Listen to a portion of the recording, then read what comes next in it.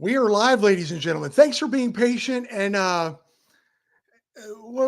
sorry, we had technical difficulties, and so we're here. I want to thank you all for coming on live. I know you're not here to see me; you're here to see the guest. I'm as excited as you are. Um, little business first off. Let's just say I'd like to tell you all that I am on Spotify and the iThing iPodcast, iTunes, or whatever. Now, if you want to go on and listen to one of my past podcasts or the ones that are happening now, I'm still putting some up. That would be great. And if you could listen just for a little bit, and then maybe put one of the little star thingies there, a little star thingy, or maybe even write a review, make me feel all warm and fuzzy inside. That would be great. That's enough of this face talking. You guys came on here to say hi to Bobo, and so did I. So let's say hi, Bobo. Hey, what's going on, Bobo. Johnny? Hey. I don't know what that is. Everybody, it's Bobo. Yeah. How's it going, man? Thanks for inviting me on to the podcast. And shut your face. Thank you for coming on my podcast. You shut up. You shut your mouth. I see a lot of familiar names in the comment section. Some people already here hanging out with us. The Tinkering Cyclist. I see Riding Dirty. Riding Dirty. And yeah, just excited to be a part of the podcast. So thanks for inviting me. Dude, man, I really appreciate, I'm going to try not to fanboy too much. No, by all means, go ahead. No, give me more. Yeah, I love attention. We got Trails and Ales in the house. What's going on? What's up, Bobo? What's up, Johnny? Hey, Trails and Ales, how's it going? Ales, this freaking guy.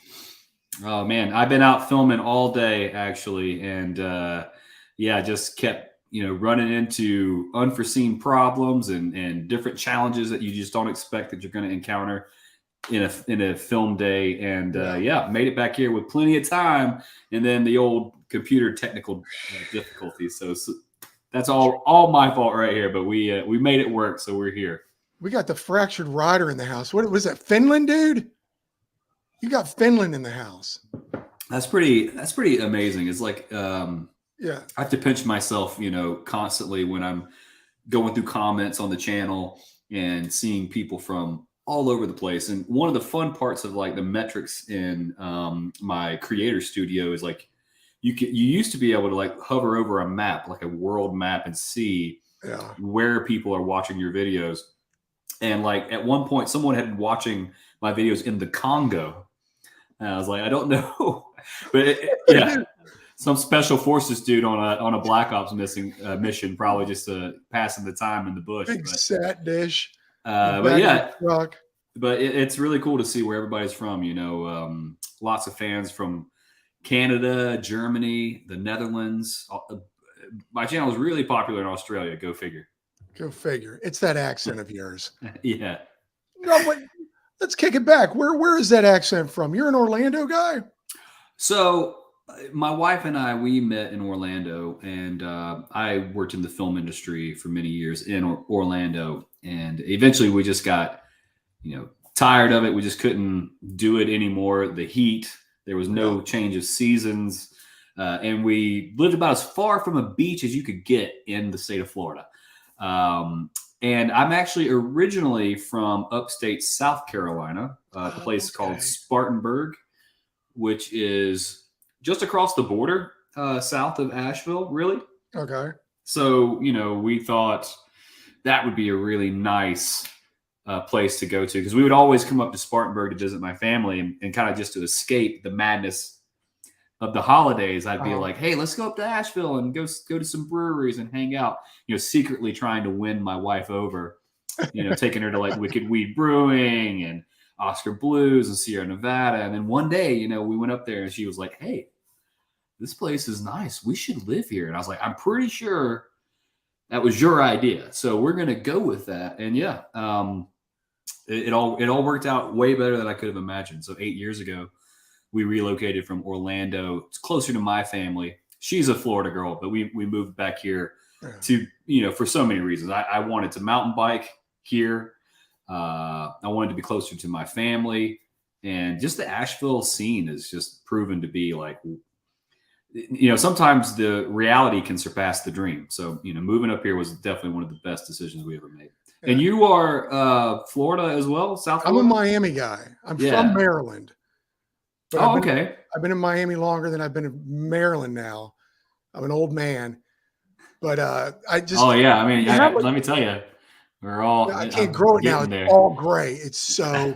Look at that. I got carded this weekend, and I didn't have my hat on, and I go, gray and balding head doesn't do it for you, sister? Yeah, once you get to a certain, level of gray and baldness, you shouldn't have to carry an identification. The accent, I was just asking about the accent because you do have a little bit of a twang, so I didn't know if that was the southern... Oh, yeah. Northern part of Florida, or I guess it's Southern California. South Carolina. Yeah. So, I used to have a real thick Southern accent, and I can't even really hear it anymore. But when I get around my family, oh man, like it's about as country as it gets. Oh yeah. Yeah, it definitely comes out. Yeah. I work with a guy who's from North Florida, for a little place called La Crosse, Florida. Oh, and lactose, the real sugar. Sorry, that's a really lame joke. Is that near Tallahassee? He gets home and he says his twang just comes.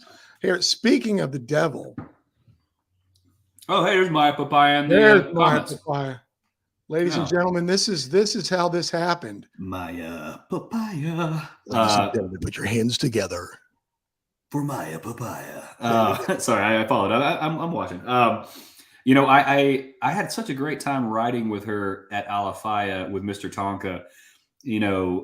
When I started mountain biking, even though I'm from kind of this area, I started riding in Florida. So Alafaya was like my go-to, my spot.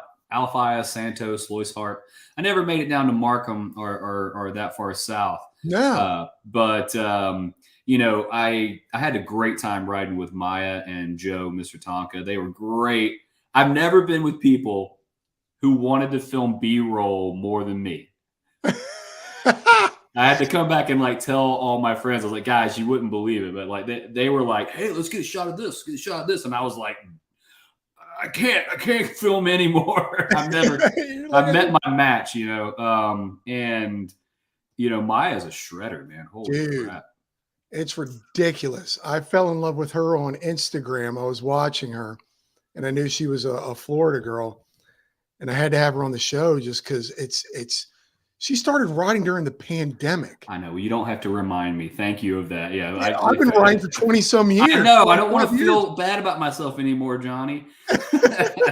And I see, she rides a YT decoy as well, even though we didn't get to do e-bike laps. But I see Trail Pimp is asking me, how do you like the YT? It's phenomenal. Thanks, Trail Pimp, for asking.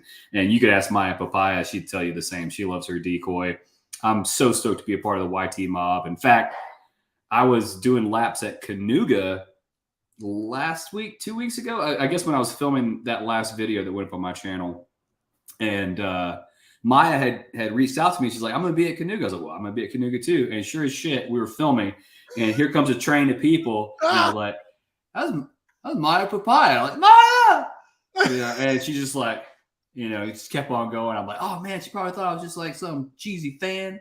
And she was gone, I couldn't. She was gone. You're not going to catch her. We were out there filming. So I almost got a second video with Maya, but she's great. She's great. But yeah, she reached out. I guess she was filming with you and she was texting me, DMing, and she was like, oh my God, you and Bobo. And then that's how this all came to be. Yeah, that's how it came to be. And again, thank you. Yeah. But it was funny. I'm like, I would love it because I got to be honest. When I first started this channel, you're thinking, okay, I'm going to get this person. But I looked on the list. I don't know where the list is right now, but I looked on the list, and you were the top of my list of when I first started thinking. Well, thank you. well, thank you. I'm glad that it all worked out that way. And it's funny how to have it happen. It was great. And then before this even came like today, right now, my wife was just like, well, can I watch some of his stuff? And she's blown away. Oh, and good. She's not a mountain biker. Oh, that's such an amazing compliment, honestly. And I think that inadvertently was something in the back of my mind that was definitely a part of my initial mission statement in terms of like what I was wanting to accomplish when I started doing mountain bike videos. And that was, and I hear this all the time, actually. And it's one of the best compliments I could ever hear is that, I get comments like, dude, my wife loves your videos and she doesn't even ride. I'm like, that's great, because it should be. Mountain biking is fun. It's an exciting activity. We go out, we do wild shit, we get into trouble, we see what we can get away with. And that's my experience of mountain biking. And I kind of felt like when I started my channel, that wild recklessness, say whatever you want, drink beer, be belligerent, and be kind of wild, it really wasn't represented enough for me. So that definitely inspired me to do the channel the way that I've done it. And whenever I hear someone say something like that, that's incredibly validating. So we're just going to dive right into the channel, but I did want to ask you, I saw your dog today and I've seen your dog in videos on the Instagram. What's your dog's name? My dog is named Lucy. She is a 14-year-old blue heeler, otherwise known as an Australian cattle dog. Australian cattle dog. And she can still hit 25 miles per hour. Is she a trail dog? No, she's been retired from the trail because she just has a bad tendency of just hurting herself, which, is a typical trait of a cattle dog. They are, 90% insane. She just would, so many times I would take her out for a ride and she'd come back with a broke dew claw or dislocated something. And I was like, okay, you're 14, you're retired from trail running. But she was a hell of an athlete and a Frisbee dog for most of her life. And now she's just living the good life out there in the living room, probably sitting in my recliner. I always ask people about their dogs because I have two and I love dogs more than humans, I think. Yeah, that seems natural. Yeah. Anyone who's a real dog lover, it just, they love you for who they are, who you are. It doesn't even matter. It's like they're home. You're home, Dad. What kind of dogs do you have? I have a miniature dachshund, and then I have he's part beagle, part Chihuahua, part pain in the ass. So wait, just one wiener dog? Just one wiener dog. Because that's kind of abnormal. That's kind of unusual. Like most people who have one wiener dog have a second wiener dog. Like I don't know what that's about. This up here mentally can't handle two. Okay. one is more than enough. And two dogs was way too much mentally for me. Okay. Adam here, he's got two wiener dogs. See, how do you do it, man? They're fucking crazy. I mean, I was talking about this. I was joking about this on a podcast last week. I don't have commercials. I'm not monetized, so feel free to say whatever you. Oh, okay. Well, good. I wasn't sure. I'm sure, like in just a natural conversation, those words were going to come out. Anyways, I see Mountain Bike Rad Dad is in the house. He's been a fan and someone I've corresponded with. He's a YouTuber as well. I've had him on the show. He came on in the beginning when I was a newbie. He's a great guy. I like Mountain Bike Rad Dad. I think is that your wife said just quality fun stuff. Don't need to be a mountain biker to enjoy just ignore her. And Riding Dirty says that his wife loves watching Bobo's videos. That's great. Like if I could bring people together and bond and see, and Riding Dirty is saying fuck. So boom. All right. That was probably a record though. I mean, how long have we been going? I haven't dropped an F-bomb. 14 minutes. That's probably a personal record. So you start out in Alafaya. I've ridden Alafaya a few times, and I got to tell you, there's some trails that this older man I'm done. I'm not doing some of them. Yeah, I mean, it's changed so much since I was there, and I guess just for transparency, I technically started on some like really, really mellow trails in Orlando called Soldier Creek. And that was like really close to where I lived, and we found it, and I was just like blown away that there was trail through the woods. Like that was a thing. It was, internet was still not quite what it is today, obviously. So I had no idea how to find trails, but eventually, Alafaya, Carter, and Santos became weekly things, multiple times a week. I remember rolling the dice with my job and just like, fuck it. I don't even care if I get fired. I'm going mountain biking today. And that's awesome. That's when I knew that, there's something more to this than I know. I just know I need to take this further and further and further. And that kind of led me to moving up here. But going back to Alafaya, man, I'm so glad I did that. I could have easily just not bothered with it, bringing all the camera gear and the bikes, because we were down there for, a family trip. But man, there wasn't a double in the whole place. And now it's like every turn is double here, drop, step up, like some real, like amazing stuff. I would say there was definitely some lines in there that reminded me of, riding at Canuga.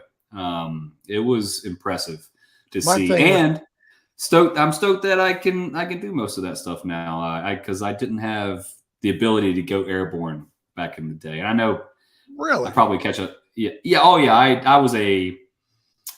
I think that's probably what took me so long to start jumping, was I just never believed in myself. I was like, I made peace with the fact that I was going to be a tires stay on the ground kind of guy.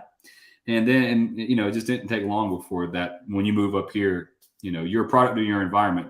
I really wasn't around good jumps to learn on. And then that changed when I moved up here. So what, so you went there, your family thing.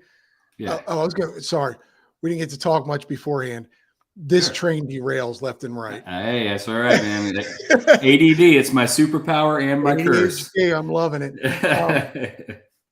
The Alafaya, you need to bring your lungs. I mean, I somewhat have decoy. I do okay down here because I always joke how it's like if you stop pedaling, you stop riding here. Yeah. Like there's no parts where you go, oh, we're just flowing and it's nothing. You have to fucking pedal the entire time. And I mean, I think people up here under this misconception that riding down to Florida isn't going to be grueling physically. I would argue the opposite. I actually think for guys up here, riding down there is way harder, and vice versa, because up here we climb for an hour and a half, and then we descend for 10 minutes. Well, no, hour and a half. Yeah, maybe sometimes 2 hours. And that's nonstop climbing, and down there, you just drop the seat and you're pumping, climbing. You're like literally going into steep chutes and then firing right back up a climb. So like, I hate to use the word undulating, but that, the geography there is undulating. Google moist. It's just one of those words that I hate hearing when it comes out. But yeah, riding at Alafaya is exhausting. And I really thought that the e-bike would be the grand equalizer, but actually I think having that really heavy bike kind of took away from the positives of having a motor on it a little bit. So I felt at times I was having a hard time keeping up with Joe and Maya, to be honest, which was crazy. Well, I've seen their videos. Maya, what's climbing? What she knows what a little bit of climbing is, like a few seconds. Yeah. So you lived in Orlando. How long were you there before you went to the Asheville's? Oh God, I think we lived in Orlando for about 12 or 15 years. I think 12 years. I've tried to black that part of my life out of my mind. I mean, I don't hate Florida. I love Florida. My dad is originally from Florida. My dad was a Gainesville boy. And I grew up going down to Sarasota to see my dad's side of the family my whole life. So I have a soft spot in my heart for Florida. Yeah. But Orlando in particular is horrible, a horrible place. Don't ever go there. I'm going to say you like live in I thought I live in the tourist capital, but you guys have the parks. Yeah. Are you near that, or is it? When you think living in Orlando, you're like, oh, that guy lives right next to Disney World. No, I didn't. I live pretty far from Disney World, actually, Oh, but wow. working in the film industry in Orlando, it didn't take long before my career took me to Disney World. So um, I was working in the camera department for a lot of different film crews. So I spent a lot of my time, in the back lot of Universal Studios, in the back lot of Disney World, and like Oh, going wow. to, whenever they were like Hollywood or what was it, Halloween Horror Nights at Universal, I would be there with a night vision camera going around filming. I wonder if we ever ran into each other. Probably. I mean, I scared more people, I think, than some of the people. And I was just holding a camera, and people would round the corner, and it would be terrifying. I used to work for an entertainment show as a entertainment reporter here in Miami for a show called whatever. And they would send me up there and I had to go through a haunted house with a night vision guy. Yeah. And then they would film me walking through and being scared. Oh yeah, I could have been filmed. I could have been that guy. That could have been me. Funny. And yeah, I also got an opportunity to work with like a lot of really big celebrities in that time, and you get to know who's really nice and who's an asshole. Yeah. Escorting people through the park. I got to work with The Rock. I got to work with Ellen DeGeneres. A lot of really big people came through, and some of them were nice, some of them weren't. Wow. But it was a cool gig at the time. And eventually I just couldn't take. I think I walked outside one day and it was still 100 degrees. And I was like, fuck, I can't take it. I can't take it anymore. I can't live here anymore. I gotta escape. No, I feel you, man. I remember when the Universal, was it Universal when the Harry Potter thing? That's Universal, right? Mm-hmm. Mm-hmm. I went up there they closed the park, let everyone try the rides out. I got to interview all the Harry Potter guys and stuff. Nice. Drenched. Yeah. I'm holding the microphone, just sopping wet. It was horrible. Yeah. So what I did is went through the Dr. Seuss water park thing to make it look like, oh, that's why he's wet. But yeah, do you miss the heat? Do you miss the humidity?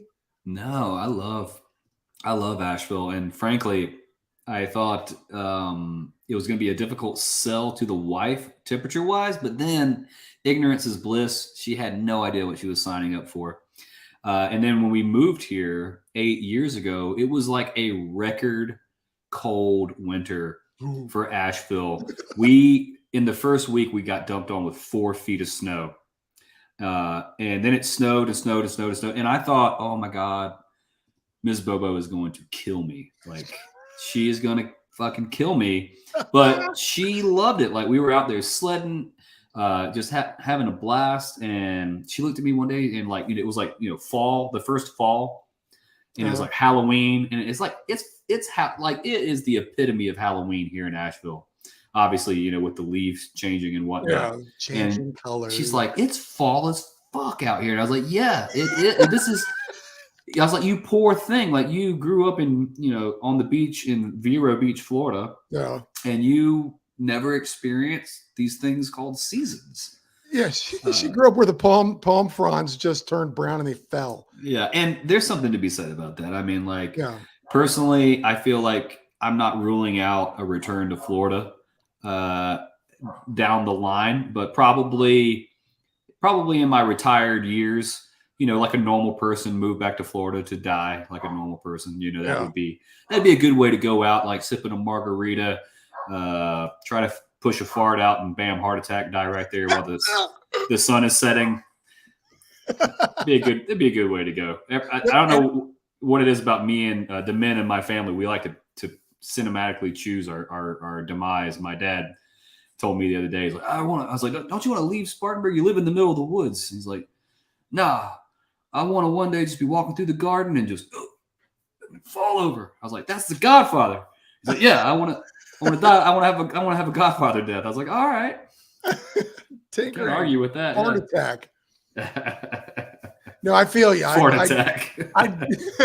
I do want. I'm looking at West Coast. Oh, you thinking about relocating, getting out of Well, no, in Florida. I just when the west coast of Florida. Day when I retire, I would love to like Siesta Key it. Yeah, Bradenton, Sarasota, one of those. Yeah, Siesta Key is where I grew up. I grew up going to Siesta Key every year of my life at the 4th of July to watch the speedboat races and just the fireworks and the sand and the crystal clear bath water that has no waves. I mean, if I was good at surfing, I would hate that, but I'm the worst surfer you've ever met. So I don't need that. I just need a good sunset margarita, crystal clear water, and a fart attack. A fart attack to die one day. What there's the train again. Okay, so you're in Asheville. Yeah. You went to Asheville. Did you go when you got there? You were like, what was it like a shock for you? Because you grew up in South Carolina, so Asheville wasn't a culture shock for you. I think I think I knew what I was getting into. Being in, growing up in Spartanburg, Asheville has a huge music scene here. There's a lot of live music. There's a lot of original bands. And when I grew up in Spartanburg, that, scene definitely leaked down to Spartanburg. So Spartanburg actually had a lot of original rock bands. And I've been playing music my whole life. And I was in rock bands ever since I was a freshman in high school. And we just idolized the guys that were up here. So, I was always coming up here, camping at Shining Rock, hiking in Pisgah, going down Sliding Rock, going to see shows downtown. So I was well aware about the art scene here in Asheville and sort of we have a saying in Asheville. It's keep Asheville weird. And I think people are free to be themselves. And this town is so much fun. Like there's just so much delicious food. There's like 60 breweries, and frankly, there's not a night that this town isn't just in full party mode. I think so. I think what I thought it was going to be was like this awesome dream, and I came up here and I found out it was even cooler. So if I could sell Asheville hard to everybody, like.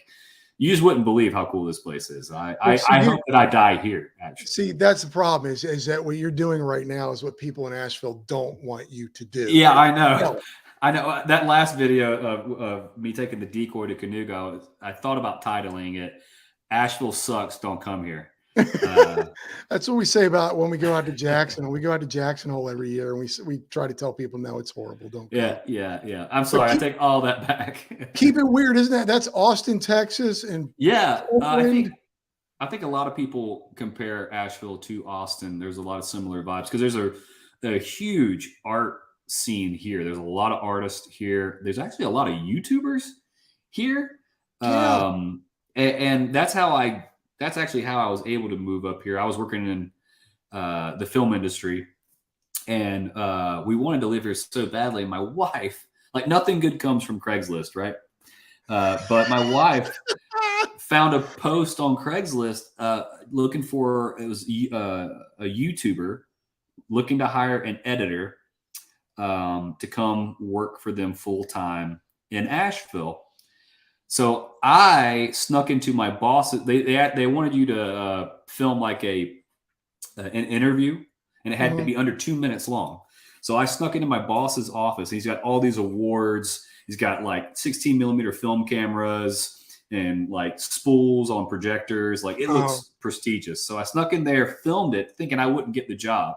I lied and told them I was a professional editor. I fucking couldn't edit for shit. They gave me a chance. I came up for like a trial period, and they just said, "Hey, we like you so much. We'll just train you on what we need you to do." And they gave me the job. Now, a wife here, by working in the film industry, what do you actually mean? Were you a photographer or? Oh no, still photography. I know nothing about. Videography, and I'm a professional videographer. Oh, okay. So I was a clapper loader back in the day. So I'm pretty old too. So I used to load film into 16 millimeter cameras, and I did the slate. So like the marker, scene 1 alpha, take 1 marker, bam. So I worked my way up through the camera department. Initially, I started out as a clapper loader. Then I moved to second AC. Then I moved to first AC. And I topped out at first assistant camera, which is actually a pretty good, position, I think, to top out at. And then I started dabbling in screenwriting, and I won some competitions with some stuff that I directed. I don't know if you remember the Doritos Crash the Super Bowl commercial contest. I finished fifth in that. Wow. Would you get a couple bags of Doritos out of that? We won like all the money back that we spent on the commercial. First place won $1 million and got to direct the Avengers, or co-direct the Avengers. So I was close. Wow. Yeah. But so I started doing screenwriting, then I moved on to directing, and I started teaching at my alma mater, Full Sail in Orlando. I went to Full Sail University, and then they hired me back to teach film production, where I produced over 50 student films, and then eventually became a lecturer on directing. So screenwriting and directing was sort of my thing. So I've worked in the art department. I did sound. I was a boom operator, camera operator. So, makeup, wardrobe, casting director, wow. you name it. If there's a position for it, I've done it in the film industry. Wow. Anything we would have seen that you worked on something? I did MTV's Making the Band. I did a few seasons of that in Chicago. I did this reality show called Bridal Boot Camp. My wife probably knows that. I did a movie with George Clooney called Leatherheads. It was kind of like about the invention of the NFL. Yeah. I was the low man on the totem pole there. I was just a production assistant in the editorial department. But I didn't think I'd ever see George Clooney throughout the entire process. But he directed it, and there was only 4 of us in editorial. So I hung out with Clooney every night for about 3 months straight. Just me and GC. Was pretty cool. Cool guy. The coolest, actually. I've worked with some real pricks in this industry. And I can tell you right now that the higher you go on the totem pole, the cooler the person. Clooney was fucking the man. He would just be like, "We're going fucking bowling," and he would take everybody bowling. Like he would have me pick out furniture for the where we would watch the dailies. So dailies is where we watch what we shot that day. And he'd be like, "All right, pick out furniture for the new place where we're doing dailies. And remember, make sure it matches your apartment." Because there was all tax write-offable. So he would just let me keep everything that they bought for the film. He was a really cool guy. Interviewing celebrities for many years. You got it right. The people that are up here are cool. The people down here are cool because they're on their way up. Right in the middle, though. Ooh, here. I worked at HSN for a few years. That was a nightmare. There's some people that I just don't, and I won't throw out names and stuff, but it was just like some of the worst interviews I've ever done. And it's like, you just pretended to be somebody for a few $1 million. Like, you can't be nice. Yeah. Okay. So I've that's cool that we both have backgrounds in the industry. And it's interesting where it's taken us, and it served me well. I feel like all these things that I've done have definitely played a huge part in my ability as a storyteller. Being a better editor has made me a better screenwriter. Being a better screenwriter has improved my directing. Knowing what I'm doing directing has made me do so much better performing.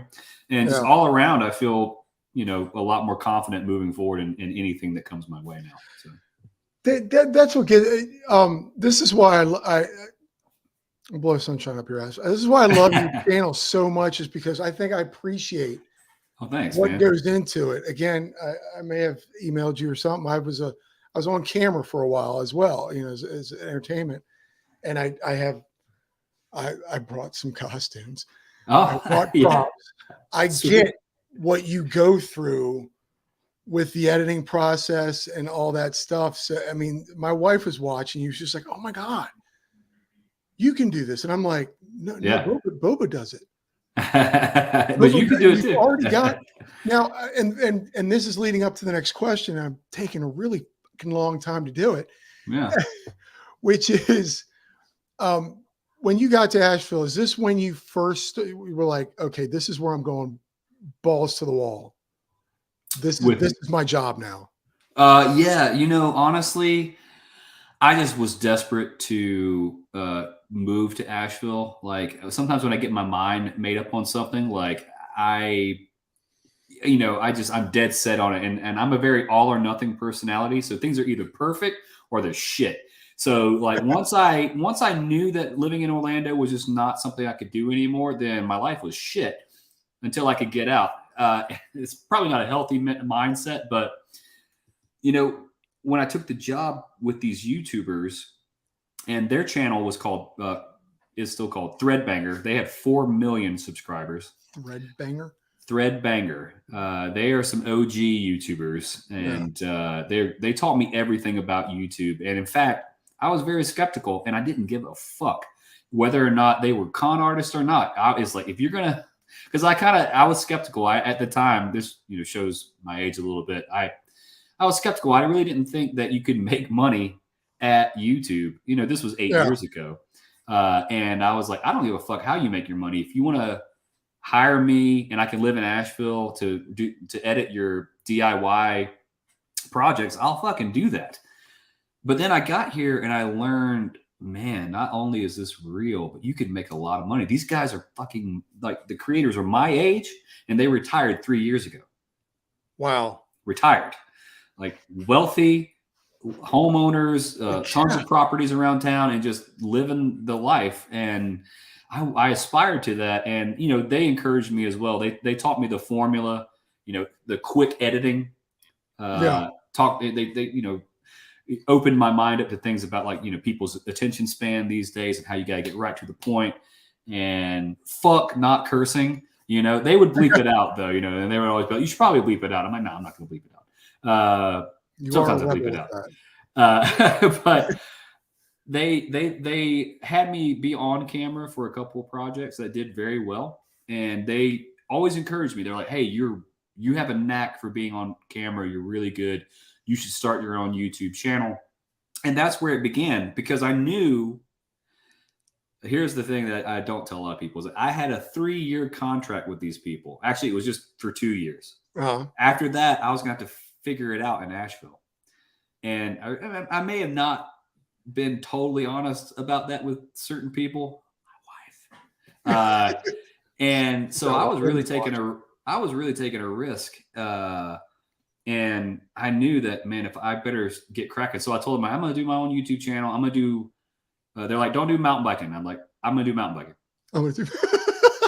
They're like, okay, all right. Well, don't do sketch comedy videos. I'm like, I'm going to do sketch comedy videos. So it's funny, like, people, why surround yourself with good people if you're not going to take their advice? But at the same time, there's a certain point where you have to rely on your instincts. And I look to guys like Martin Scorsese. I look to guys like Steven Spielberg when he was making Jaws.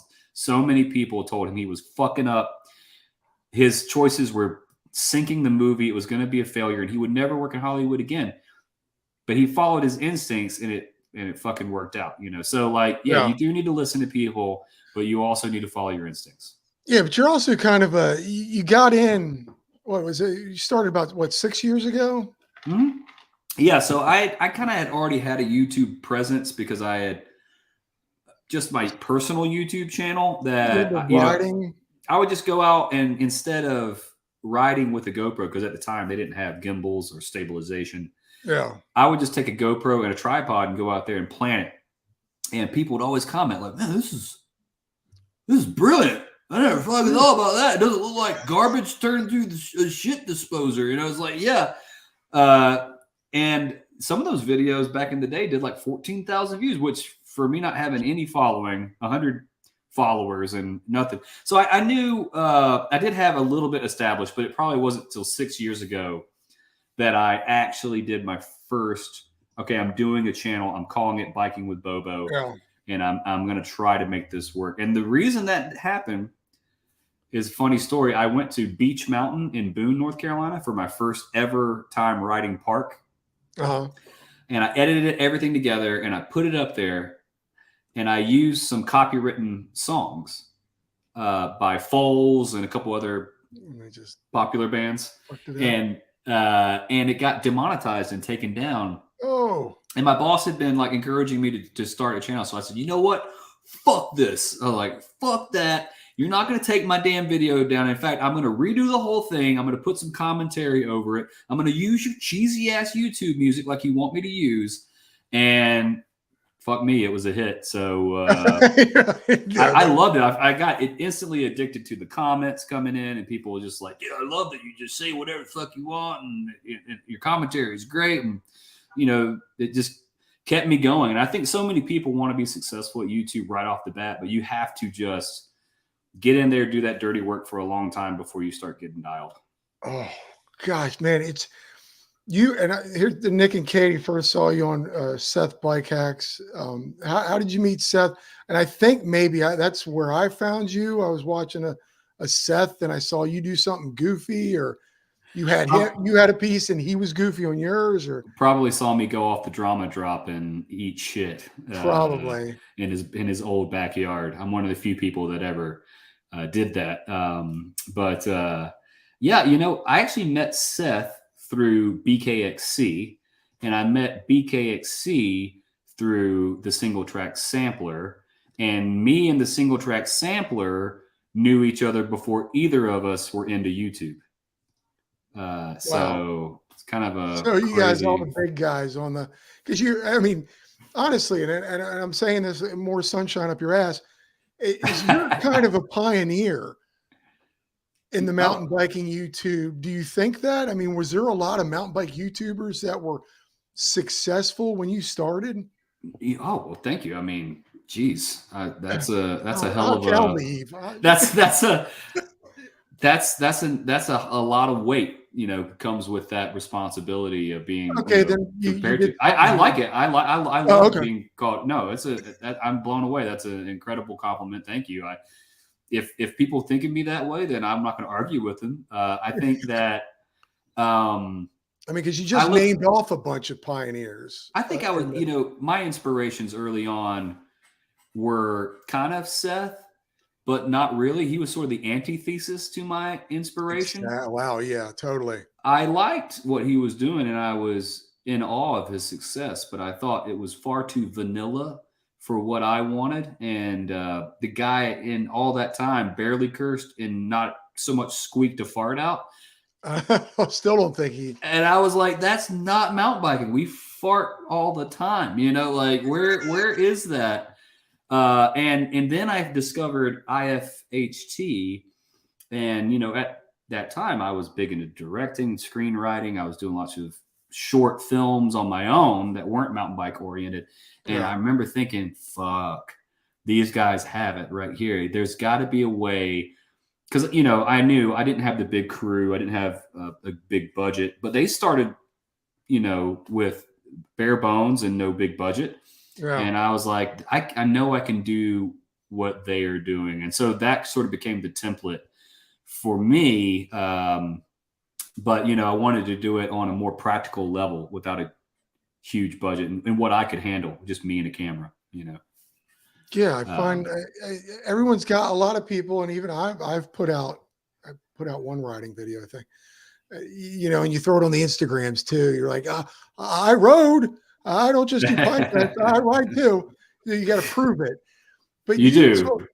You took it to another level, and this is why my wife loves it.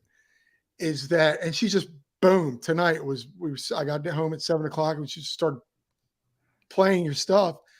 She's like, oh my God, it's the humor, the editing, the script writing, the comedy. And I know this is your living. So I'm sure, like, after tonight, tomorrow, you probably are already, what's my next move? Oh yeah, I mean, I was swimming butt naked in the French Broad River today, filming an episode. So, oh God, I can't wait. There's a little That. spoiler for you guys. And I see your wife's asking, "What's the casting process like? Do you have to audition or No, what I do is I handpick, very carefully select what friend I think is capable of pulling off the role, and then I force them on front of camera and give them no choice. So I don't really have a ton of options, and that's why you see me playing multiple characters these days, because I'm tired of asking my friends and bothering them with this shit. And I know if I do the characters, then I can spend less time trying to get the performance right, and I can just nail the performance. Yeah, no, I think the joke there was she wanted to know which Bobo does she pick? Do you pick? Oh, which Bobo do I pick? Yeah, which one? And it's funny because I used to do. You guys do you guys. There's like multiple Bobos in the thing. There are, yeah. You go to camera. Wouldn't that be great if like my twin just like popped in right now? There's actually two of us. You're like, he's been lying this whole time. I used to do the split screen because there was only me, and I'd have to talk to somebody about something in some movie review that I was doing. So I would pop in and do the split screen. That's so funny. And you got to time it out right. You do. We were just watching the one with the Inception. I showed her the Inception. That's okay. Guys, if you have where's the comment section over here? Guys, if you haven't seen his video, and it's just recently, I think. Yeah, I think it's called. I initially was going to call it "Not Another Cliche Video," but then Paul the Punter convinced me to change the title to "Isn't It Funny When You Mountain Bike and ... So I went with Paul the Punter's advice there. Risky business. Again, an amazing video, not just because the editing, because it was funny. The quick going back, especially the mullet dude riding by saying, "Oh well, put my fist in your ass" or whatever. Yeah. It's just so quick, and I'm fanboying right now, and I apologize. Man. No, that's great. But the script writing on that. Yeah. That isn't just off the cuff. Did you sit and? Yeah, if you hey, if you can go out there without a script, hats off to you. That one line that you quoted though, that was ad-libbed. So there is definitely a balance of that. I think when you get into character, all of a sudden you're just like, oh, fist in your ass. You're like, it just makes sense, But for the most part, if I thought I don't know if anybody would be interested in this, but I've thought about doing a video called "How to Make a Video of Yourself Talking to Yourself," to kind of explain my process. And I think that the first step would be not how I film it, it's writing a script, because you have to know line for line. And then when you're editing it that fast together, it becomes simple. The script's just like off camera and you go one line, okay, donkey balls. And then like the guy responds, fuck you, you're a donkey balls, you could probably get away with ad-libbing it, but it's just so much more precise. You're going to save time. You can use the script in the edit too. And then you open yourself. Then when you have that strict blueprint, you can ad-lib and find all sorts of fun extra things that you didn't initially have in the script. But screenwriting in general is daunting. Yeah. A lot of time you have an idea and those ideas die because you just are like, well, maybe it's not a funny idea, or maybe I don't really know how it ends, or I don't know where this is going.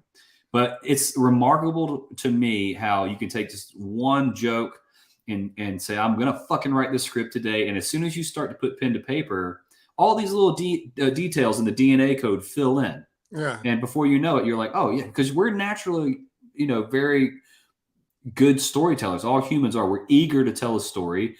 I always have a never-ending train wreck of dialogue going on in my head. So I know that when it comes to writing a script, it's a matter of just sitting down, putting my ass in front of the computer and starting. And before you know it, you got 10 pages. That's amazing. And another thing people don't know is acting is not easy. Man, I'm just going. Are there times, because I'd have to talk to myself or even I just do a line in front of the camera, you don't feel it? I think that's why I like to have someone there helping me, because this a couple videos back, what people think I mean when I say I ride bikes versus reality. I played like this Boy Scout kind of, hey, we're going to go build a bridge and get a merit badge character. And I could have just had the camera set up on sticks and just done it myself. I modeled the character after Zach Galifianakis' character from a film called Masterminds, if you're looking for a fun comedy to watch. But you know, my wife was camera operating through that entire time. And I knew if she was laughing, then I was doing something right. And that's one of those instances where I actually didn't have a script. So sometimes you can go out there and just have a good character in mind. Yeah. And you kind of, and you can play with it like that. But I would say 90% of the time I'm working with a script. And yes, I do agree. If you have someone holding the camera, you know, you tend to take that performance to the next level. Sometimes some of my most viral videos have been when I'm out there by myself. Like when you spot a first timer mountain biking, I was hungover. I was in a bad mood. The lighting sucked.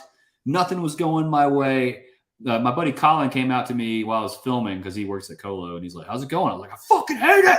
This is the worst fucking video I've ever fucking made." And now it has 600,000 views, you know, so but I do agree with you. You know, I think for the most part, if you have someone behind that camera, then you're kind of performing for them, and then that performance, you know, comes out a little also, better. you know, you can also feed off of, like, just even doing this, you feed off the people's energy.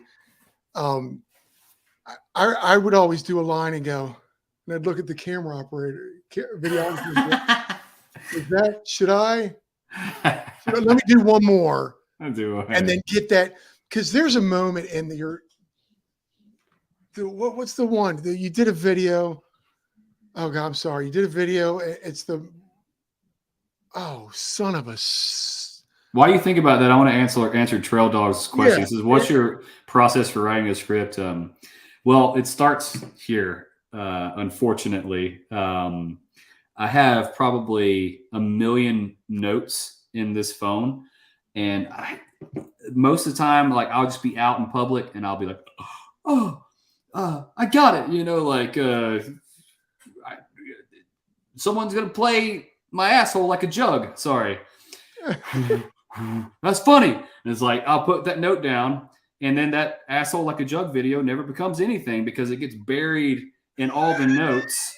And who knows, there's probably some like real amazing shit that I put in the notes 3 years ago that I've completely forgotten about. But it always starts as a note, and then the note becomes a need, and then the need becomes a better get off your ass and start writing. Because if you don't have a script, then that means you're going out with just praying and spraying. And so I don't prefer to do that. In fact, usually I'll try to write one good joke. And sometimes it comes at like 4 o'clock in the morning and you have to wake up and put that note in. Or you can lay there and try to convince yourself that what you came up with isn't very funny. You know, either way, you're awake like 4 or 5 in the morning, like, I'm just going to write this down.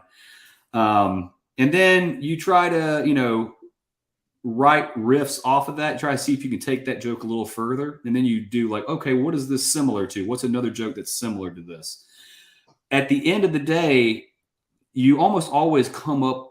It's amazing how your brain just makes it work when you're writing, and you come to this great conclusion, and you're like, oh, you'll even surprise yourself. So if you don't know the destination, that it shouldn't stop you from starting the writing process. And if you can't figure out how it ends, it's a very simple rule. It almost always ends the way it starts. Wow. So, what we refer to as like a callback. So like, if you can't figure out how the script ends, then you go back to where it starts. I also do stand-up comedy. I've done a couple of stand-ups and taken some classes in stand-up comedy. And the first rule is, your first joke should either be your second most funniest joke, so that you can close with your funniest, or you should just lead with your funniest, which is why so many scripts are the funniest joke first, and then we end with that same joke. It's like bookending. Yeah. Or it's like the bookend stuff. Well, usually that first joke is probably, thank you, Lauren. Usually that first joke is the inspiration for the entire video itself. So you might as well call back to that and wrap it up nicely like that for people. Want to get with the wife here brings up a thing.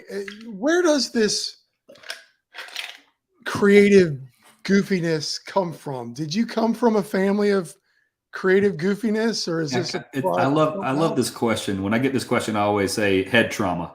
Lots of head trauma. I've had you and I both a ton of concussions. I come from a pretty artistic, motivated group of people in my family. I've got several artists in my family. My dad is a lifelong musician, and he got us into the arts really early on. He taught me how to play piano. Then I moved on to guitar. Then I started playing the drums, and he was always in bands. He's retired now, and he's playing 3 gigs a week. Wow. And big gigs, big shows. And I think I grew up kind of like idolizing my father. I think a lot of us have that connection to our dads. And I remember watching Saturday Night Live with him and watching him just die laughing at Rodney Dangerfield, or we would watch Eddie Murphy stand up, or George Carlin, or Richard Pryor. And my dad would just be hysterically laughing until he was crying. And everyone revered my dad in our hometown because he was this amazing musician and a pretty successful fella. And yet my dad always revered the guy who was the funniest guy in the room. So to me, I learned early on that comedy is very important, not only in art, but in life in general. And, I think, growing up with my dad watching Platoon, Full Metal Jacket, Aliens, Natural Born Killers, Fear and Loathing in Las Vegas. These are movies my dad turned me on to as a kid. So Quentin Tarantino, Pulp Fiction, Reservoir Dogs, all these things I learned. Yeah, and Eddie Murphy Raw. Yeah, right. Eddie Murphy Raw. And this is shit that I watched as a kid. So I knew that being funny was important. And I think he immersed me in the absolute best cinema the world has ever seen. That's amazing. I just talked about this the other day. I watched I Spit on Your Grave with my father. The original. I don't know if you've ever seen that movie. Yeah. The original. There's a scene where this girl cuts his penis off in a bathtub, and I'm like 8. So maybe that's our common thread. We were both traumatized. Oh my God. But then, and I wasn't very close with my father growing up. I'm not unloading baggage on this show, but we had like Benny Hill growing up. Oh yeah. I remember Benny Hill. Yeah. Yeah. I cut my teeth on that, on Benny Hill and stuff like that. And I think that's kind of what drew me to comedy. Doing comedy is sharing those moments with my father and watching him laughing, going, oh, he likes comedy. Yeah. Man, this is like a real reaction that's happening. And, I think I was too young to quite get the jokes. I think there was like a sketch on Saturday Night Live where like Alec Baldwin and Danny DeVito are in a bathtub together calling each other ass lookers. They're like, ass looker. And my dad's just like dying laughing. I was like, that's great. Okay. All right. Cool. This is fun, and I think the world should be more silly anyways. People take themselves too seriously. Yeah, I believe it. Life's short. You might as well laugh through it. Fuck it. Yeah. It was mountain biker wisdom. Oh, okay. Yeah. It was the little bits in that. If you guys haven't seen it, it's a Mountain Biker Wisdom Part 2. Yeah. You do. And I don't know if people notice stuff like this or even bring this up to you. You slid down the pole. Yeah. You gave us your wisdom. You paused, you patted the pole a little bit, and then walked away. Yeah. It's little shit like that, dude, that gets me to become a fan of yours. Oh, thanks, man. I think you're right. You're right. There's something about I'm fanboying, but it's the little bit that makes that piece a little bit more. And I don't know if people notice that or not. Well, thanks, man. And that sketch is inspired by an old Saturday Night Live sketch called Deep Thoughts by Jack Handy. Yeah, I remember that. I think my favorite one was, it's amazing to me, it's like the same, like, mellow music and then just like a quote on the screen. It's like, it's amazing to me how a family can be torn to pieces by something so simple as a pack of wild dogs. And I was just like, that's great. Like, and like Jerry Seinfeld says it best. He's like, comedy is all about bringing people along for this, on this ride, and you want them to follow you. So you leave breadcrumbs, but then you leave a breadcrumb over here because it's a jump. It's like, oh no, we're not going in a straight path. We were actually going this way. And if you leave it too far out, people aren't going to follow it. So you got to be careful with how random you can be in your comedy. And timing is important too. I feel like, what you described earlier about me taking my time, patting the pole, walking out of frame, all confident. I've had to slow down my editing lately because, when you focus on cutting from syllable to syllable, you miss those moments. And I feel like that's a big part of the character and who I am. So I've had to relearn from what these other YouTubers taught me. And I've actually had to slow down a little bit with the editing. No, because thank you, Maya Papaya. And Tinkering Cyclist, I'm not on OnlyFans yet, just my feet. So I thought about doing that. A friend of mine just we thought about doing that together. We were like, let's see who can make the most money off of just our feet. That's neither here nor there. So back to you're creating, you're doing was there a moment, or are there moments when you do a video or you do a bit, and I ask this for anybody who's a creator, do you just go, no, let's turn the camera off, this isn't working? Unfortunately, I don't have that luxury. I don't think I've ever done that, actually. Wow. Mostly because as so many flattering things as you said to me tonight about my creative side, I'm equally as bad at the business side. And, I'm a firm believer that artwork was never meant to be manufactured on the warehouse floor, like boom, staple it, bam, get it out, boom, get it out, boom, get it out. But if you want to eat food and work as a YouTuber, you have to bang that shit out. So I had to make peace with that, and I've had to roll with the punches. And that's why some videos I can look back at and watch over and over, and there might be some videos that I just don't ever click on again. But what it has taught me is that there's nothing like the present. There's nothing like the now. And so many people say that the reason other people don't make it is because you weren't willing to fail enough. And, that means failing even when you've done really good stuff. You have to continue to go back to that failure.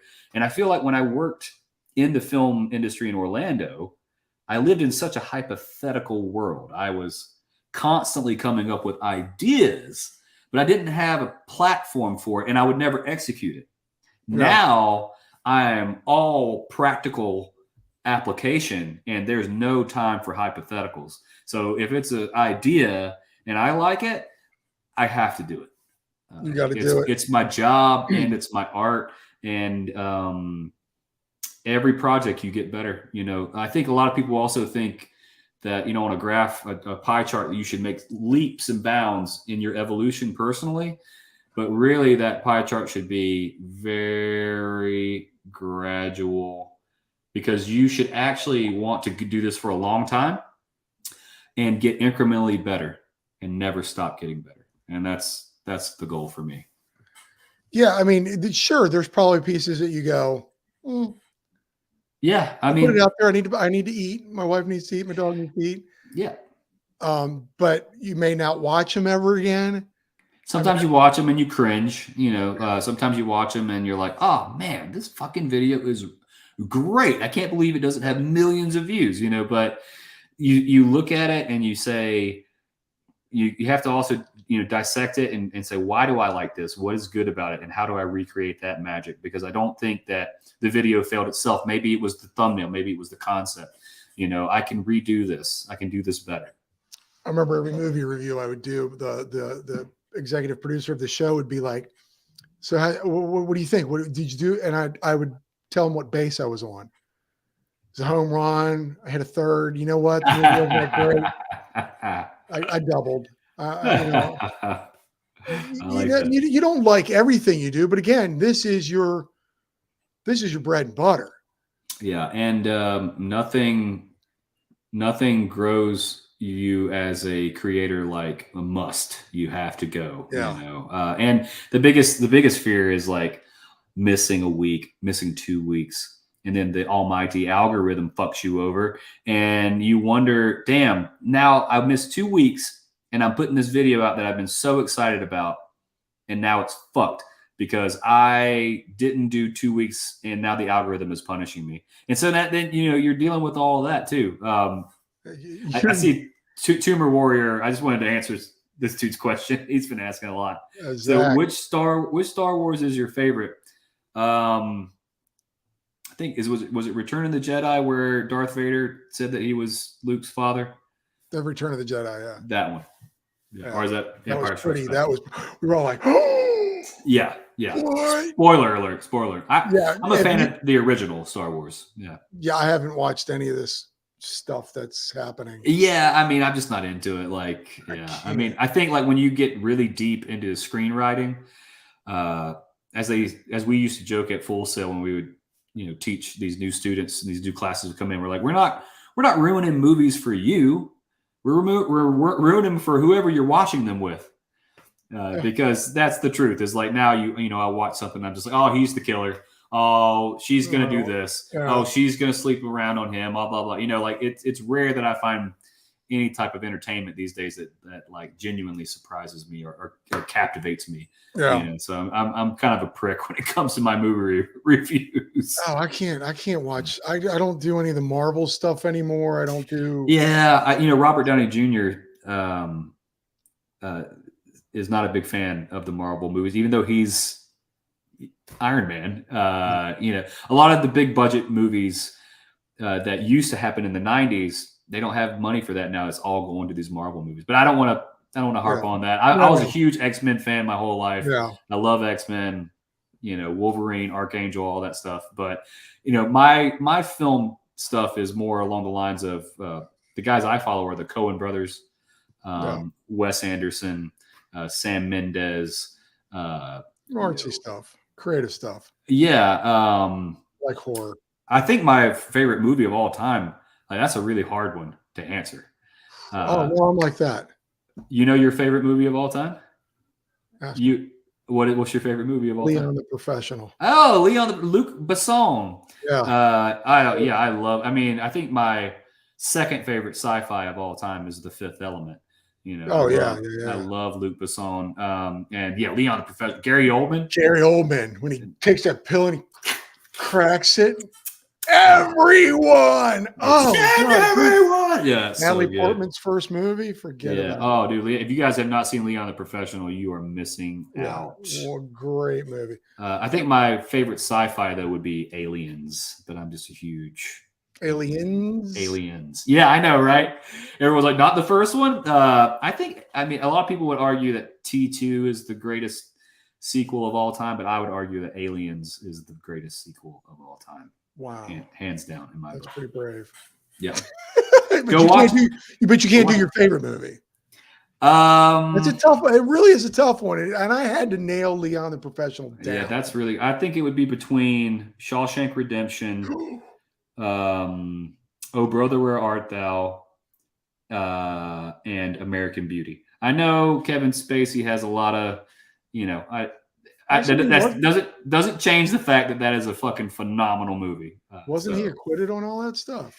I don't know. I'm not really sure. I haven't really keep a track of it. But just so everyone doesn't lose their goddamn mind, American Beauty might be the greatest film ever made.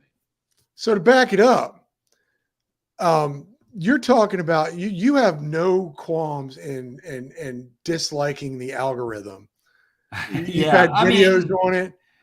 It's real simple though. Fuck the algorithm. Honestly, there's one basic principle that I live my life by, and every creator should live their life by, and that is just make good videos. That's it. If you miss time, the algorithm is you've gonna hold that against you.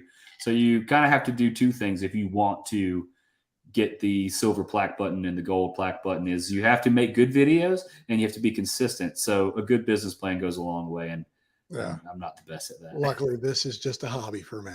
That's how it started for me. So you never know. Yeah, it's just fun. So back, my Papaya is The Green Mile. That's solid flick. That's a really good one. Wait, my wife just asked a question. Ah. She runs this thing. I have a little piece right here, and she's does the must help your creativity or hinder it? I think it's a dual-edged sword because I feel like it forces my hand, but at the same time, I put the pro in procrastination. So maybe a lot of these epic things that I've done would have never happened if I didn't have that must lighting a fire under my ass. So. Now, how did that must come to be? Is that something where you reach out? Because I know YouTube is your platform, but the money doesn't come from the YouTube so much as, say, your sponsorships. Am I wrong on that? Or there was a long time where I was like, fuck, this isn't going to work. I was editing for these other YouTubers in the area. Yeah. And that plus my Google AdSense. So I get paid, Google owns YouTube. So I get paid by Google, was getting us by, we were eking by. And then all of a sudden I just had a landslide of success when I decided to commit to just sketch comedy videos. We grew from like 40,000 subscribers to 100,000 in record time. And man, once you started seeing those numbers where videos are doing hundreds of thousands of views, then the Google AdSense started to get real. And I was like, I'm rich. And then the next year came around and like, it was the off season. And it was the first time experiencing that plummet. And I was like, I'm fucked. So I think that you have to have thick skin, clearly, because it is a roller coaster. And when some months you're flush and some months you're scraping by and it cancels out to a decent living. But, it doesn't mean it's not an emotional roller coaster. But yeah, I would say that's why you see me do a lot of sponsored videos is because I want to be successful as I can be. And I want to provide for my family. It's very important. Yeah. And I'm not going to take any endorsements that I don't believe in. And I had a lot of fun doing the Squarespace videos. I hate to see that sponsor go. They're going? Yeah, we reached the end of my second contract with Squarespace. So for now, seemingly no more Squarespace videos on the horizon, but I cherish those times because I really dialed in using the green screen and oh my God, I got to do a spoof on Cocaine Bear and all kinds of shit. So, which was an awesome movie. I don't care what anyone says. I haven't seen it yet. No, so spoilers. I'm no spoilers. There's a bear and some cocaine. Yeah, but yeah, Google the AdSense. Wow. Some months are not great, and some months you feel like you're flush, wealthy. Wow, because and back to your Squarespace, where we were watching one of your videos, and I go, this is what makes him stand out. Oh, thanks. I was telling my wife, it's like you don't just go. See, if you go on to Squarespace, and blah, blah, blah, and then you show, the screenshot of you going through it and stuff, you're going down a mighty river and a kayak. Yeah. I had my wife just off screen, like throwing a bucket of water at me. And when we were filming that scene, I drug the kayak out. I put the blue screen behind me. I'm getting ready to have her throw the water on me, and it started snowing. Like, that's how cold it was that day. It had been warm every other day until I had to do it. But, when Squarespace approached me, they actually sent me a video example from some other creator. No Fractured Rider, no Raid Shadow Legends sponsors anymore. But they showed me an example, Squarespace did, of a guy who did a funny commercial on his green screen. They're like, can you do something like this? Because if so, we'll sign you up for 8 videos. And I was like, I'm very competitive. I'm just to a fault, very competitive. And when I first saw the video, I was like, oh no, I can't do that. I can do way better than that. Like, that guy sucked. Just wait till you see what I'm about to do. I'm about to do Cocaine Bear. The first one was like the Titanic. I did a Running of the Bulls. There were so many ones. But that's you take your stuff above and beyond every time. Like, again, the larger that's the goal. That's the goal. You don't set your bar low. I feel like you don't aim for the curb. And I feel like, guilt on some level for making someone sit through the ad read. And I'm like, there's got to be a way to reclaim that. There's got to be a way to make them not only not hate me for that, but make them go, fuck yeah, I want to see what this week's Squarespace video is. And that was the motivator there, was to make, and I got comments like that all the time. Like sometimes people be like, dude, the Squarespace ad was better than the video. And I'm like, you're right, it was. Thank you. That's what's amazing is you do, like, at the end of an Avengers movie or something, they got that little bit after the credits. Yeah. Like with Bobo, you sit back and you're like, well, I want to wait more for. Well, I hope so. It's that little bit of extra. You're just not going Squarespace. Berserker Nick put his 2 cents in. Said Robin Hood Men in Tights. That's a good one. Oh no, Princess Bride. Women in tights. Oh, we are gathered here today. Love. Marriage. Inconceivable. You keep using that word. I don't think it means what you think it means. To Blaze.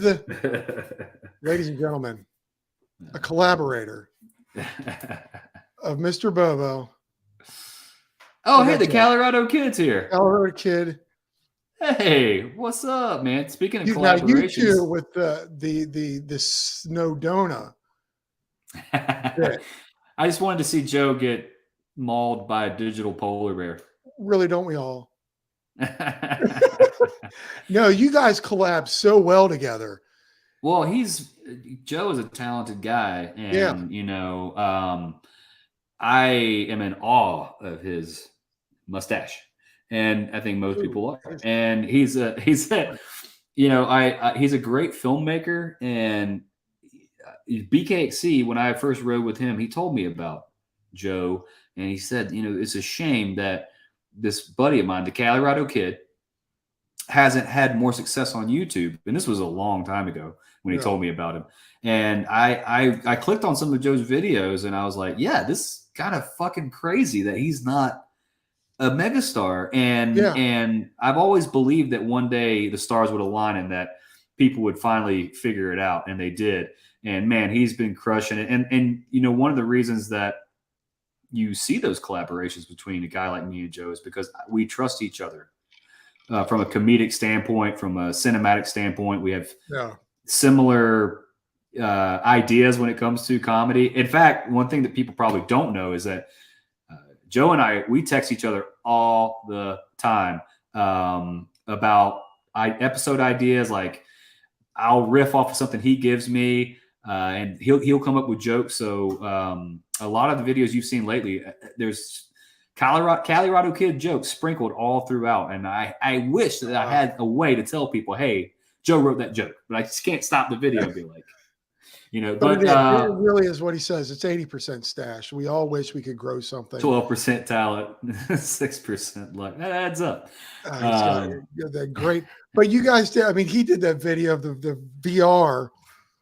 Do you guys send each other just the script where you're just looking out the window and the coffee and?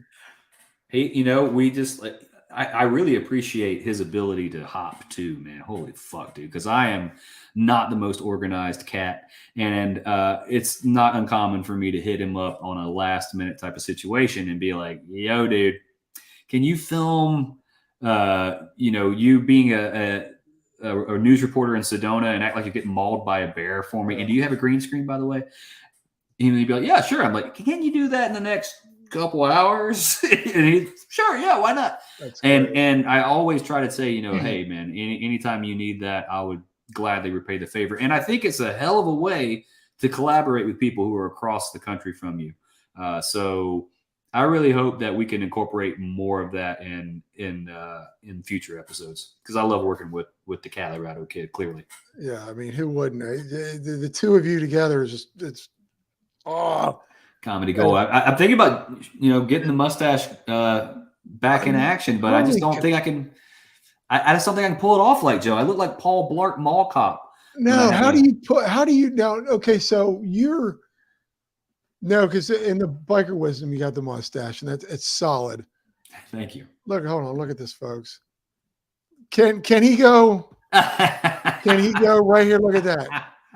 Colorado, Joe, and Bobo, stash right next to each. Now, when do you shave? Do you shave when it's the summertime? Because you're sporting a beard now. You're still kind of cool up there. You go back and forth. Oh man, it was fucking cold today. It was like in the 40s this morning. And of course I get done filming late and I'm like, all right, I'm done. Oh fuck. Why did I write that scene of me naked in the French Broad River?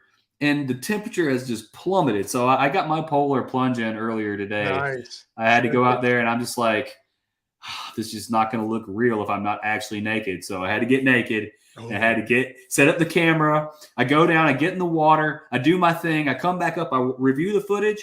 I'm not in frame. I'm like, fuck, are you kidding me? So I have to go back down there, get in the water. You're suffering for your craft. And yes, the segment. What's up, buddy? Yeah, I am a YT guy now. So it's been really cool working with YT Industries, and I'm stoked that they dig my approach to YouTubing as well. But I just joined the YT group. Oh yeah, yeah. I bought an Izzo. A what? An Izzo. What's that? It's a trail bike. The trail bike. Oh, okay, yeah, sweet. I'm sorry. I'm living in an enduro life up here. I only know of the Jeffsy, the capper, and the decoy. Trail. Yeah. That would be appropriate for sure. Honestly, you're not going to get it, even if you're not going to. I'll be honest. You love the bike. Who wouldn't? Yeah. Oh man. Maya says I look like a serial killer with a mustache. I think that's better, actually. I think that I'll take that. Yeah, you might, or you own a van that says free candy on it. Right. Yeah. I definitely have a sociopath type of look to me. That's for sure. So back to your channel. The casting couch, not the casting couch. You got your buddy Nate in there a lot. Yeah, Tan Daddy, we call him. Is he okay with it? I mean, oh, he loves it. Are you kidding me? He loves being a part of it. Oh yeah, are you kidding me? Yeah, he's it's made him a quasi celebrity around in Asheville, and like he works for Cane Creek Cycling Components. Oh, okay. And there is another Nate who works at Cane Creek, and a lot of people know that No Brakes Nate works at Cane Creek, but the other Nate who I met maybe a year ago, when I met him, he was just like, yeah, it's not so good for me because people call in all the time. I'm like, Cane Creek, this is Nate. And you'll hear someone stutter. They'll go, is this No Brakes Nate? And he has to be like, no, this is not No Brakes Nate. So no, he loves it. And he's such a quirky character, isn't he? He definitely completes me. He's truly my best friend. And, we'll be best friends for life. I'm the J to his Silent Bob. And I love the guy. We call each other every day and almost always end every conversation with "I love you." That just feels right. So I think that was a surprise for me when I first met Nate. He didn't say a word, and I was like, "This isn't going to work out." But I quickly realized that we actually had a great dynamic because I don't shut up. And he shreds. He's such a shredder. Wow. So what? Now, through all this, behind that door, I'm sure there's a lovely wife. We've seen her on this stuff. Oh yeah. How has she accepted all? I mean, I know this is your bread and butter, but does she sit back at some point, go, "What the is going on here?" Or I think she Bobo. No, she knew what she was signing up for when she said "I do." I've always been the creative type. When we met, she came to my band's show down in Orlando, and that's how we met. And I've always been, like I said, all or nothing. So when I get involved with a project, I am OCD as fuck. I am OCD AF. And my band in Orlando was called Johnny Plastic and the Rubber Band. and we wore matching red zoot suits when we played out. We were very like Cake or Red Hot Chili Peppers like. Yeah. And so, you know, every weekend was a new show. We were playing the House of Blues, or we were playing somebody somewhere downtown. Oh, wow. Or that next weekend we were recording a music video, or we were in the studio doing an album. So, you know, when we met, it was sort of established that I was doing shit like that. And, but you know, she's a trooper. I wouldn't be here right now if I didn't have her support along the way. You know, the way that we've worked as a dynamic duo has been, you know, pivotal in my success. And I know that she's probably grown a little frustrated with how often I need her help. But, you know, I wish I could clone myself. I can't camera up and act at the same time, you know, but God bless her. She's put in a lot of work over the years, and you can probably say that a lot of the success on the channel is really due to her. Oh, yeah. It always takes a great wife. I mean, you've seen my wife sitting down. She's down. I hear her laughing. It's crap you're saying. She's watching it. It really takes a supportive other half. It takes a village to raise a Bobo. It takes a village to raise a YouTuber. It does. It does. The segment says, any more music videos in the works? I love those too.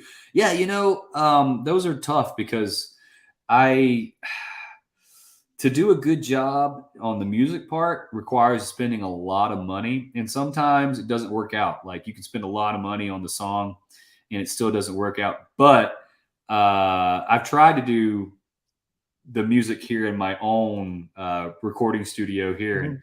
And that hasn't been great because I'm used to expensive studios. But to answer your question, yes, I have some mountain bike songs in the works that you will see future music videos to. Yes. Now the cost of props. I mean, wigs alone, you know. Do they know you at Party City very well? Amazon, baby. Amazon. I used to go to Party City all the time. Yeah, that's a good recommendation. Party City is not a bad idea, but prop wise, yeah, I'm never like struggling to find a costume during Halloween. And yeah, it does. Yeah, you just got to keep those receipts, man. At the end of the year, tax write-offable. Exactly. See, Colorado kid. It's all a write-off. Yeah. I got to start LLCing. Oh yeah, I'm incorporated. Rolling Films LLC. Has it gotten to the point where we've way past the question that I was going to ask way far ago. I'll bring it up. What was the video that did it for you, where you were like, okay, I'm going to go from writing to the comedy? Oh, that's a very good question. Colorado just said he just spent $900 on another camera for his live stream tomorrow. Yeah, I feel you on that. They're expensive. That's a cool question. A question that I can honestly say no one has ever asked me. Yay! But I know the answer to, and it's a video called "How to Buy Your First Mountain Bike." Okay, look that up, folks. Yeah, how to buy your first mountain bike, and I was a big fan of It's Always Sunny in Philadelphia. I don't know if you've seen that show, but one of my favorite characters, Charlie Kelly, he did this fake. He did this fake commercial for something he invented called Kitten Mittens, and so he's like, "Kitten Mittens, you can't make too much noise." And so it was the first time that I ever did that, a really annoying voice, and I shot it all on my cell phone. Had the help of my wife. The quality was crappy. I think the video starts with my wife coming home and she's like, "Hey, honey, I'm home early, babe." And she looks around. She walks down the hallway. She can hear giggles from the bedroom. She opens the door and I'm laying in bed with my bike and a full face on. I'm like, "Oh!" And she's like, "You have anything to say for yourself?" And I was like, "At least I used protection." And then she rolls out the door. I'm like, "No. Oh, yeah, I saw that one. Yeah, and that one, that's an old one. And that one hit, that was the first one to go kind of viral. At that time, I think I was like measuring metrics within the thousands. And I was like, oh man, if a video hit 5,000 or 6,000, I did a great video. And then that one did 30,000 views in the first day. Wow. And me and my boss at the time were like blown away by this. And I was like, wow, that's really good. And he's like, you have to do more of that. And you were like, this, I'm going this direction. And was he the boss that said no sketch videos? No sketch videos and no mountain biking. And he was so popular. Like he's a very popular YouTuber, very well known in the Asheville area. One day they were moving into a new house and I was still their editor. And I was still really early on. I probably had 5,000-6,000 subscribers, 10,000 maybe. Yeah. And maybe less, maybe 2,000. I don't even know. The furniture guy was moving stuff around and was about to start taking stuff into the house. And I'm talking to my boss, Rob. And from the back of the truck, you hear this guy's voice go, "Biking with Bobo?" And my boss stops talking to me and goes, "No fucking way." Like he was so used to getting recognized out in public. And then I got recognized standing next to him. So I knew I was onto something. How crazy is that? Like I'm sure in the Asheville area, and I'm sure wherever you go, and I don't know how much you travel to ride or to do stuff, but do you get a lot of that? Yeah, I mean, typically, I think it was is incredibly validating and fun. I don't know if anyone ever feels like they wouldn't be able to come up and talk to me, but as speaking for all creators, I know Colorado Kid could back me up here. We fucking love that shit. We live for that shit. That's why we do this shit. We want to get recognized. We love that. Typically I get recognized on the trails. But things started really ramping up when the channel took off with the sketch videos. And then all of a sudden I started getting recognized out in public. And I was like, oh, this is different. Like people are coming up to me at shows, at music festivals in Asheville or at a restaurant even, and then, I went to Canada and me and Paul the Punter were just sitting on the side of the trail getting ready to drop in Squamish. And I got recognized in Squamish, and I was like, "Whoa, that's pretty fucking rad." Yeah, it does happen, and it's really cool. I enjoy it. What I find interesting is and the older generation, say my mom or somebody a little bit older than me, even still, YouTube. Yeah. I was just telling my wife tonight. I just realized on one of her remotes, it has a YouTube button. Like this is what people watch now. How we ingest, how we take in our entertainment now is what we want to watch. Well, it's very interesting how things have evolved over time. For the longest time, shows were TV shows. Then reality TV came along, and people didn't know what to make of it. And a lot of people were like, "Oh, this is garbage. This is shit." But it was reality, and people related to it because of the documentary approach to it and seeing these people's quote unquote real lives. It was always not quite real, but I really feel like YouTube has taken the veil down even further because science says you can't study something without changing it. So on those reality shows, you're going to get these people's real lives, but not really because there's a producer there, there's a cinematographer there, there's a camera crew there. I know it's fake. So now you're getting a much more closer glimpse at reality because you're taking all that away and you're saying a cell phone is good enough as long as you give me the story now. So it's interesting where things have evolved. And I often wonder if scripted stuff has its place. Clearly, you and I've talked about movies. I love scripted stuff, but one of my favorite filmmakers, Rob McElhaney, who plays Mac in It's Always Sunny in Philadelphia, said that, my daughters, they watch all these reality shows because you don't know what's going to happen. You're watching these people's real lives. And that's very exciting. That's why he did the show Welcome to Wrexham, that soccer show. It's like a real life Ted Lasso. I mean, the evolution of content has been interesting. No, I just kind of embrace it. I think the evolution is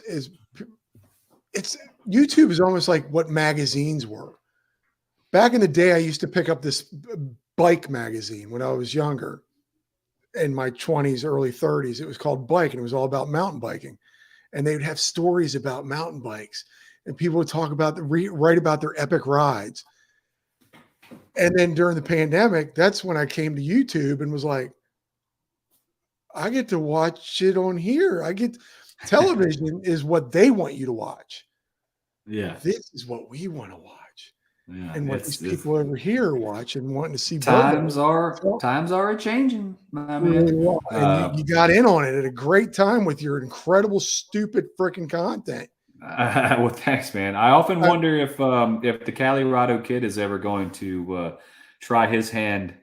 Not to turn this interview on Joe, but if I were interviewing Joe right now, I'd ask him if he had ever thought about doing vlog style content, or if that was something he was considering or had ever considered. But he's in the chat right now going on about some new camera that he got. He's doing the tech stuff.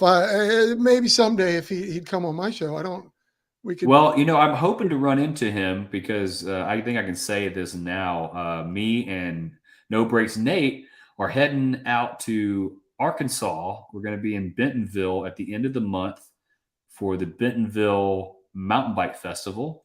And I've already gotten in touch with a lot of different creators.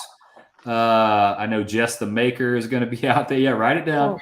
I think Normal Mountain Biker is going to be there. Schedule flight now. If there was ever a reason to go to Bentonville.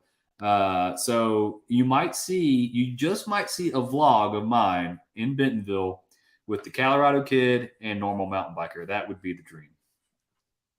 Wow. We'll see. I'm going to try to make that happen. Drop that on my channel right here, right now. I see. Yeah, I did. The Colorado kid. Man, I'm working on a vid for the TDS Enduro that would take me 30 hours to edit and nobody will watch it. I mean, your Instagram stories were at least 30 hours long. See, I was sort of an attempt at a joke. I was watching his Instagram stories and it looked good. Oh, he's not going to make it. Oh, damn. So maybe not, but I'll be out there. And hopefully one of these days I'll get a true collab video with the Colorado kid face to face. Wow. And who have you collabed? Have you collabed with him? Who are some other people that you'd like to collab with, or have you had a chance to? Evans Mountain Bike Saga, yeah, I think is out there. We're going to try to link up. I really like Simi Cindy. I don't know if you guys know Rich from Simi Cindy. He's great.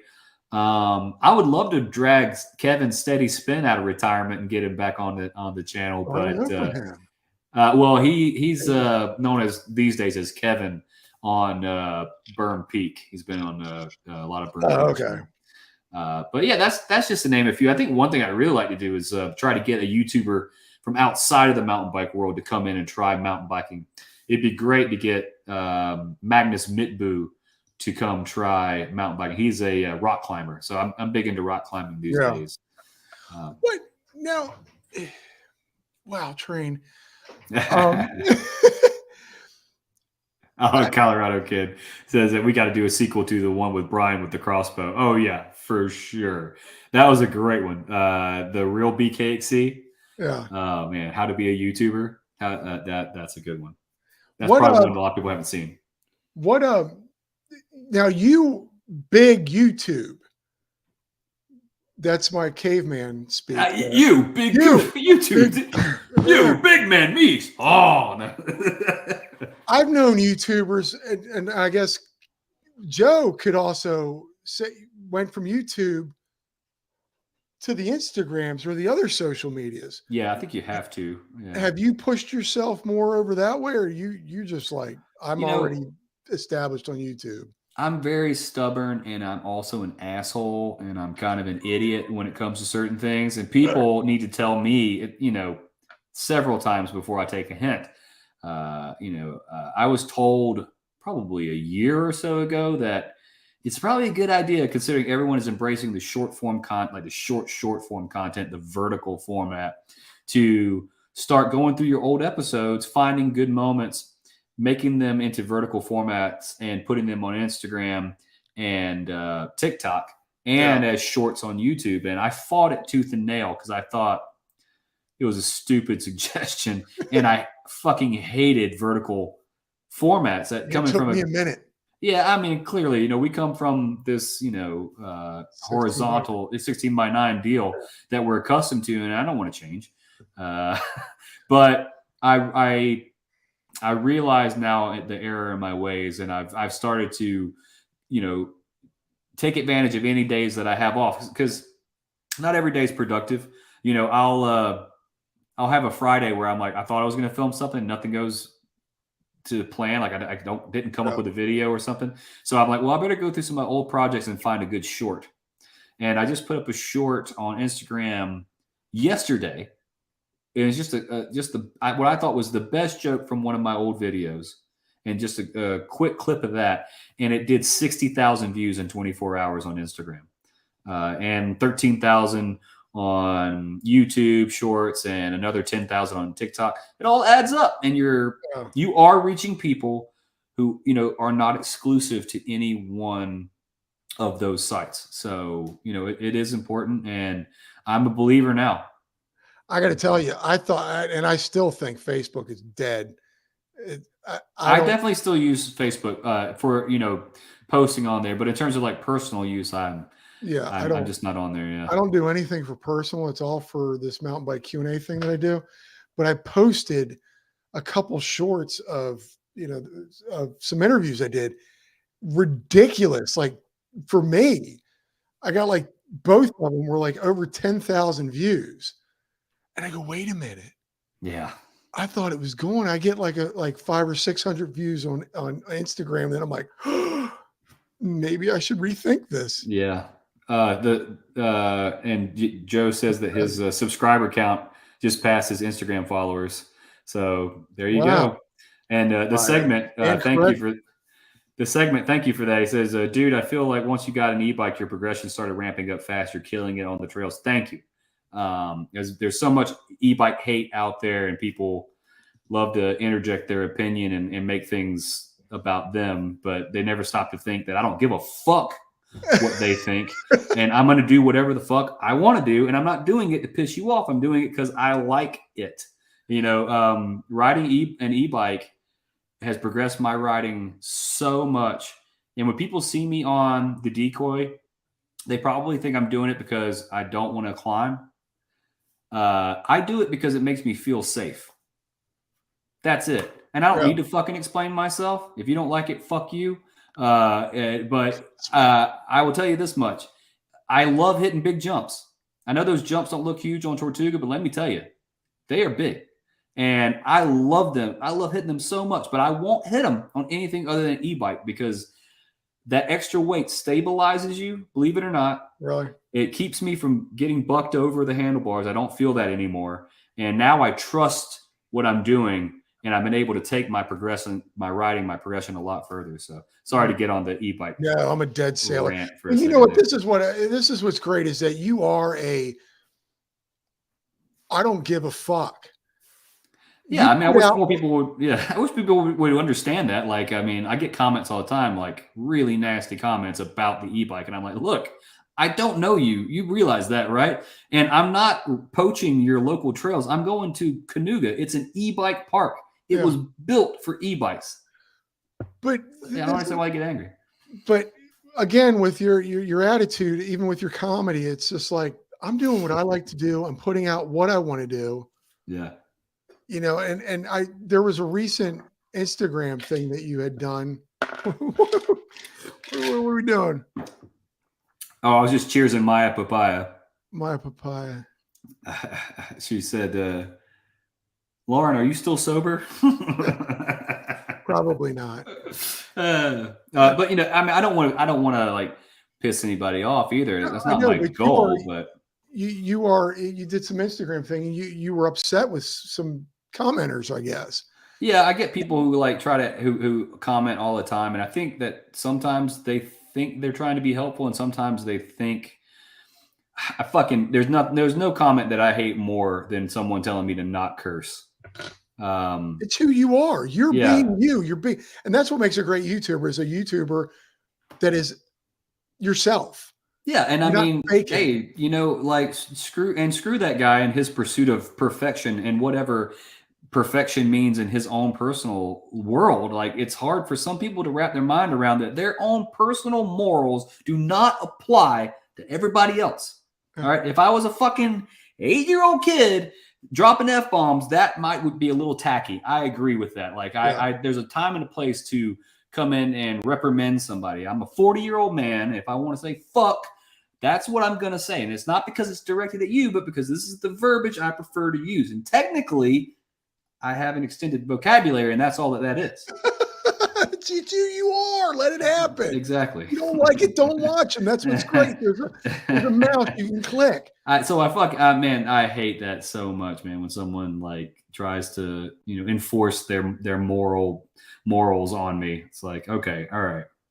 All right. Asheville. I was in Hendersonville about a year and a half ago, Thanksgiving. Are you near? It's near Asheville. I was in Asheville at one point. I was in Hendersonville all day today. Yeah. Oh, okay. I had to bring it up. I did. That's where Canoga is, actually. 12 Bone Smokehouse. Oh yeah. You've been there? Well, I mean, it's renowned as literally the greatest barbecue on earth. I still have some. Yeah. I mean, the food scene here is ridiculous. It is. It's ridiculous. So yeah, 12 Bones. It's literally year in and year out ranked the #1 barbecue place in America. And I can't imagine there's somewhere outside of America that would beat us at barbecue. So gotta be best in the world. The art scene. Wait, drink when Bobo curses. Fuck shit. God damn it. Between F-bombs is a lot. Oh, sorry. I love it. This is the number of cursing, the F-bombs, whatever. Doesn't matter. Again, little guy on YouTube. But the art scene, where this place was, 12 Bones, there's this huge warehouse, and it's just all art galleries throughout. You just walk in. Oh yeah, the foundation. Yeah, that's Asheville.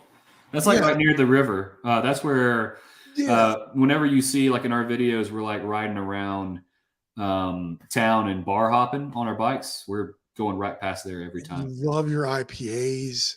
Oh yeah, I mean, kids in your IPAs. Oh man, there's so much good beer here. It's daunting. Like there's so many good options. It's ridiculous. But again, Asheville is a horrible, horrible place. Yeah, don't come here. Don't go. Don't move there. Don't fucking come here. All right, if you guys are still playing that stupid fucking drinking game. Okay, he says you can still monetize cursing videos. Okay, I still need subscribers. Oh, I forgot. If you are over here, subscribe. Hit the like and maybe a subscribe if you're new. Yeah, please do. That would be fantastic. I think everyone here is already a subscriber, but if not, that would be awesome. I don't want to keep you any longer. I've already kept you so much. It's been fun, man. I really have appreciated chatting with you. I found this to be a very pleasant experience, and it's really fun, from one filmmaker to another to sit down and chat it up. And I mean, I know you probably do a bunch of these things. I've watched you on, the biker guy, Biker B1, Robert. Yep. Big fan of his. And I know you probably do this, and you're under no contractual obligation as a YouTuber to do these. So I appreciate you coming on my little channel and gracing me. Well, I really appreciate the invite. I'm glad that I got a chance to ride with Maya Papaya and that we were able to put this together. So thank you, Johnny. This has been fun, and thank you guys in the chat section. Seth was here, riding dirty, trail pimp, tinkering cyclist, segment. Your wife picks the bikes, leaning on stuff. You've been here this whole time. Oh my God, I'm sorry, man. I'm watching 8-year-old say fuck. Fractured rider. The Colorado kids is still chilling. Still here. Wow. Hot damn. Well, this was a great way to spend a Tuesday night. So I had fun, Johnny. I appreciate it, and I look forward to your next video. I'm sure everyone else is. Nick and Katie, Captain's Cog, good times. Yeah. Nick and Katie, got to check them out. They're awesome. Oh, cool. Been rad. Ladies and gentlemen, Bobo, thank you so much. His stuff will be down here. If you're not a fan or a subscriber yet, go whatever. If you can, folks, go get your bikes dirty. Thanks, man. Thanks, man.